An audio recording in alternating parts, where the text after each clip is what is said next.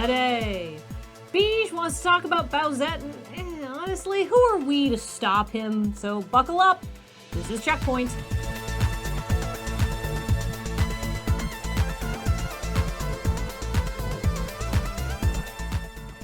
Welcome to CheckPoint. I'm Beige, filling in for Graham, who apparently had something better to do.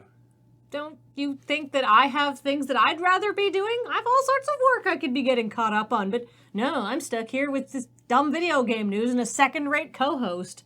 No offense, Beige. In what way should I not find that offensive?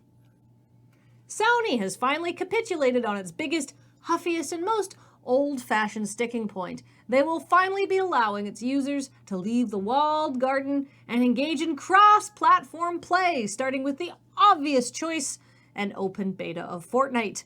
According to an official announcement from Sony Interactive Entertainment President and CEO John Codera, if you're playing Fortnite on your PS4, you can now play with users on all platforms: Android, iOS, Switch, Xbox One, Windows, and even Mac if anyone does that.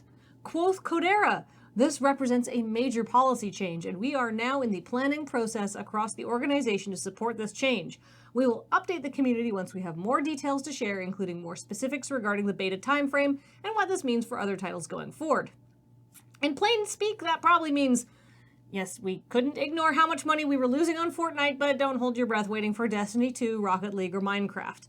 But on the bright side, both Codera and Sean Layden, the chief executive of SIE Worldwide Studios, have mentioned crossplay coming to other titles, so once the kinks are worked out, we'll need to be thinking about when cross-console play will be in other games and not if.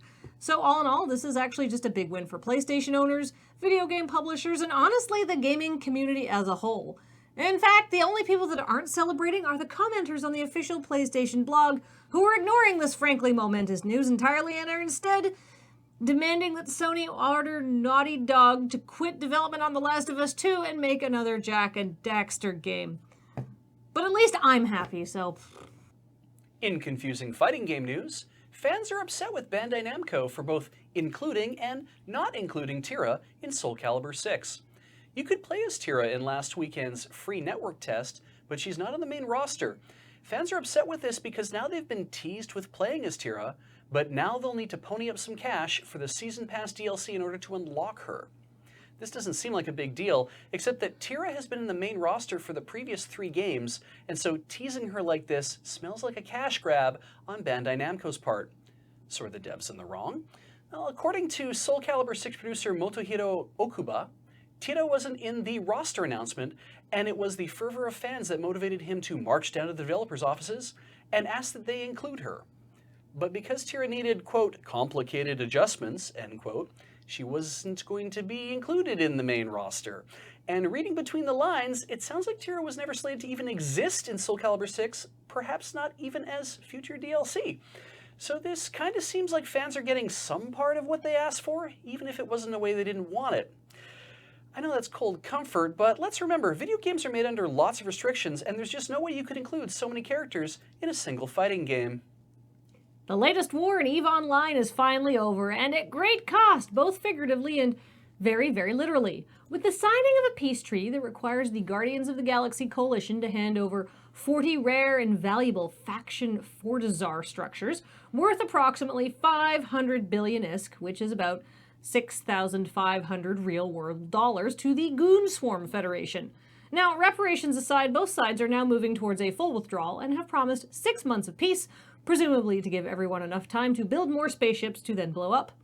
Now, if you're up on this endlessly complicated, nearly year-long war, you might be like, oh, wait, hold on, wasn't that war actually between the Northern Alliances, of which the Guardians of the Galaxy Coalition are a member, and the Imperial Legacy Coalition? And you're right, but the Imperial Legacy counts the Goon Swarm among its members, but at the topmost level, the Imperial Legacy is actually an alliance between the Imperium and the Legacy Coalition, 2 other mega-factions in the game that were previously neighborly enemies, but united to fight the Northern Alliances. Now, if you're not up on this and you think, well, that's just needlessly complicated, you're right. But just compare that to World War I, which I will remind you started because a Bosnian Serb killed an Austro-Hungarian duke, which caused those 2 countries to go to war. But then Serbia's friend Russia joined in, so Germany declared war on Russia and then declared war on France for not being neutral enough, which meant that they had to also invade Luxembourg and Belgium, which then meant that Japan could attack Russia because they were friends with the UK, and that Australia, Canada, and New Zealand had to send lots of strong young men to get shot in trenches. Humans are dumb. To catch everybody up on our previous story on Peachette, Toadette's transformation thanks to the Super Crown featured in New Super Mario Bros. U Deluxe CEX Plus Alpha, well, the internet has become a whole lot since then. Let's talk about Bowsette. The recent fan art of Bowser undergoing his own Peachifaction is not just an excuse for me to show this image, or this one, or this one. It's rocketed to worldwide meme status thanks to thousands of artists and cosplayers providing variations on the Peachette theme, including friend of CheckPoint Mike Lunsford, own super cute take on Boo. So all of you probably thought that you were hot shit coming up with your own hot takes on Hot Bowsette. Here's another image. But it turns out that Nintendo beat you by years to this particular paraphilia.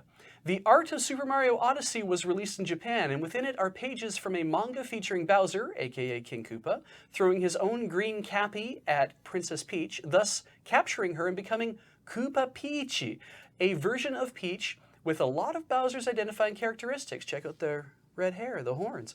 While this was only concept art, it does show that Nintendo's own artists are still, at heart, artists, and that there's probably a lot of crossover art with Mother Brain and Eggplant Wizard locked in a vault somewhere.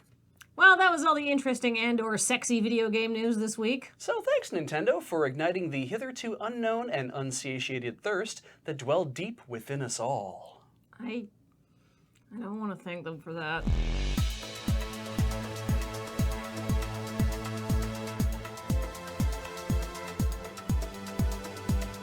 Coming up, pandas are coming to Minecraft. A mere 6 years after they were added to WoW. But who's keeping track? Well, literally everyone who heard the news and then made the same joke before I did. Womp womp. Welcome to CheckPoint. More Bowsette.